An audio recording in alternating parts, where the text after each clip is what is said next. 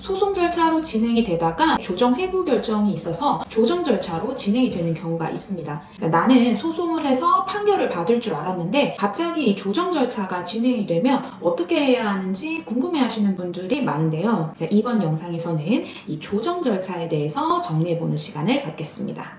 자, 소송이 계속 중인 사건이라도 필요한 경우에는 법원이 결정으로 조정에 회부를 할 수 있도록 되어 있고, 소장을 제출하고 바로 첫 시작 단계에서 조정으로 회부되는 경우도 있고, 변론기일이 어느 정도 진행이 되다가 조정으로 회부될 수도 있는데요. 소송 같은 경우에는요, 원고랑 피고의 주장, 증거 이런 것들을 바탕으로 해서 종극적으로 판결을 해서 분쟁을 해결하는 거라고 하면은, 이 조정 같은 경우에는 양 당사자 간의 타협점을 모색하고 합의를 해서 분쟁을 해결하려는 절차라고 보시면 됩니다.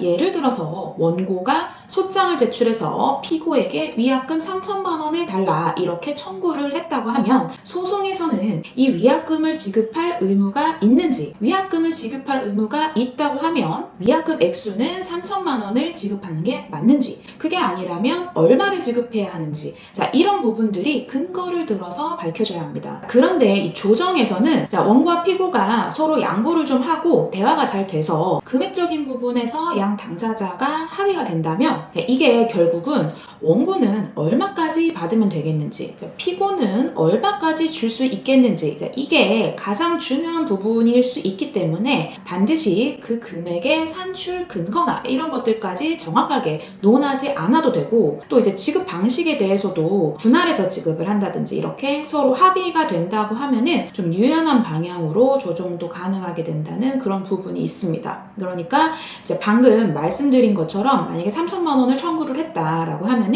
예를 들면 조정에서 서로 금액은 2천만 원으로 하고 지급은 500만 원씩 4달 동안 하기로 하자, 이런 식으로 합의를 하고 분쟁을 조속하게 마무리를 하는 것도 가능해지는 겁니다.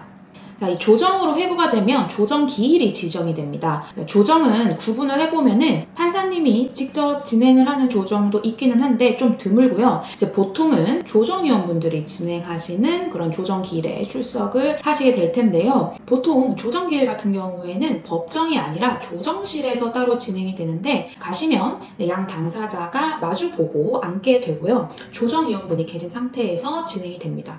조정실은 법정보다는 상대적으로 좀 당사자들이 자유롭게 이야기를 할 수 있는 그런 분위기라고 생각을 하시면 되고, 변호사가 소송 대리인으로 선임이 되어 있으면 변호사만 출석을 하는 경우도 있고요. 당사자랑 변호사가 같이 출석을 하기도 합니다. 또 많이 받는 제가 질문 중에 하나가 조정기일에 꼭 가야 되는지 이렇게 물어보시는 경우가 있는데요. 제 의견으로는 일단 조정기일이 잡혔고 이 당일에 어떤 얘기가 오고 가게 될지 모르는 거기 때문에, 그러니까 자주 있는 일은 아니지만 경우에 따라서는 예상하지 못했던 좀 긍정적인 방향으로 진행이 될 수도 있는 겁니다. 그래서 어떤 특별한 사정이 없다라고 한다면 되도록 출석을 하자는 입장이기는 합니다. 그런데 이제 만약에 나는 조정을 할 여지가 전혀 없다, 그러면 이런 경우에는 조정기일 불출석 사유서라는 거를 작성을 하셔서 미리 제출을 하시는 게 좋겠습니다.